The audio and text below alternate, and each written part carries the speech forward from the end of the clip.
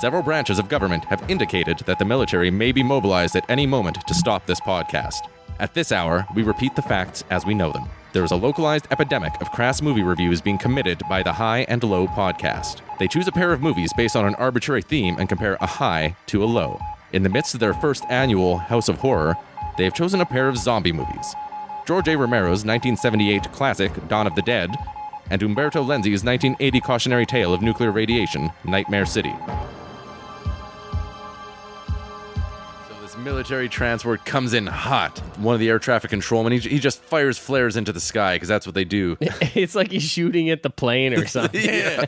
They're like, it's an emergency scenario now. Close the runway, clear the runway. And what's he that just like supposed to do? Fires the flare. Yeah. This guy the village idiot? Is this the guy they have shooting birds at the airport? They're all very official.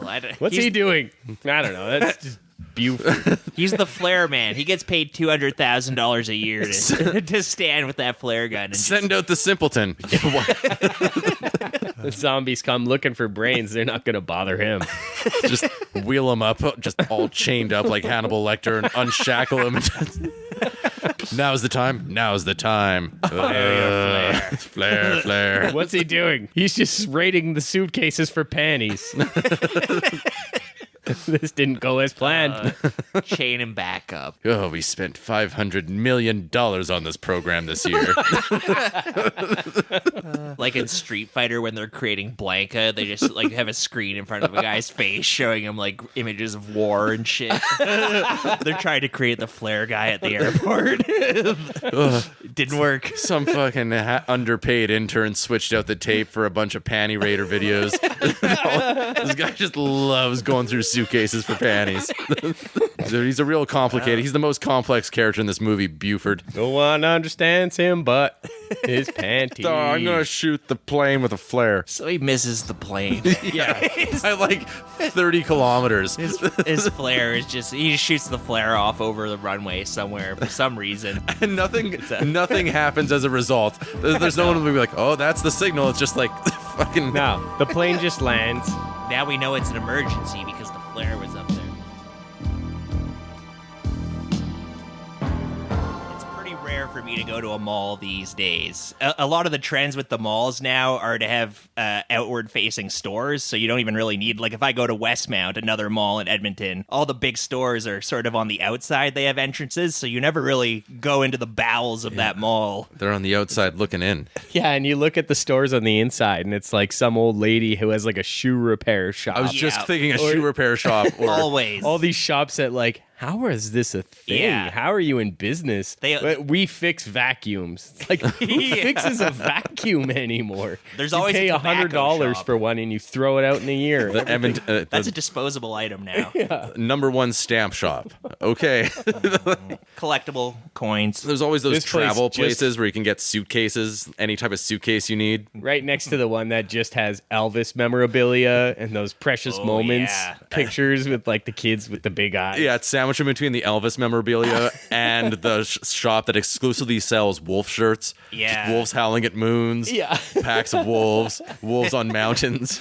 Yeah, or the psychedelic posters like San Francisco. Those stores used to sell. They would always have like Tolkien psychedelic. San Francisco was the coolest store because they had all that stuff, and you could go there when you're in junior high and hold a bong and be like, "This is accepted. I'm so cool." The sexy gag toys were funny too. Yeah. The funniest one that sticks out in my memory was like a pair of men's underwear. It had a fake dong that hung all the way to the floor. I think about that thing all the time. I'm like, why didn't I buy that? Yeah. It would just be so funny to wear. You can answer the door in it. Wear it around the gym with a towel wrapped around, just like so they can't see the underwear. With your dick dragging on the floor. Just running on the track, doing squats.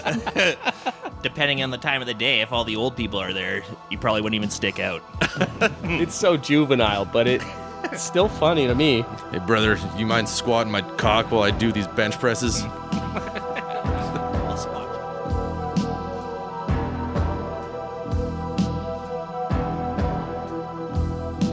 Yeah, it opens on this woman sleeping kind of restlessly in a room with these red fuzzy walls, and I'm like, what the fuck I is love this those place? jag walls. I know. It's cool.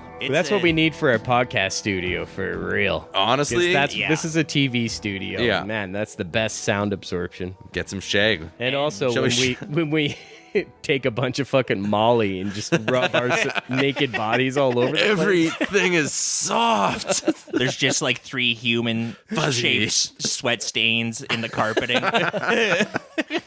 Gonna need the steam cleaners to do the walls and the ceiling. Odd smell in here. That corner too. Like Roger around in the wheelbarrow because he's bit by zombies. He can't walk no good, but he's still probably the best shot in the whole gang, so he's coming along no matter what. They have to do a little like kiting. If you played like Call of Duty Black Ops, you know kiting, where You got to lead him a little bit. you got to lead the zombies Yeah. around the mall. No, their signature maneuver here, and I love this, it's the okey doke. They go and they make a bunch of noise in one place, and then they go upstairs and then get past all the distracted zombies. And I love it. You guys ever pull a good okey doke? I never have, but I always wanted to. Never had a reason to.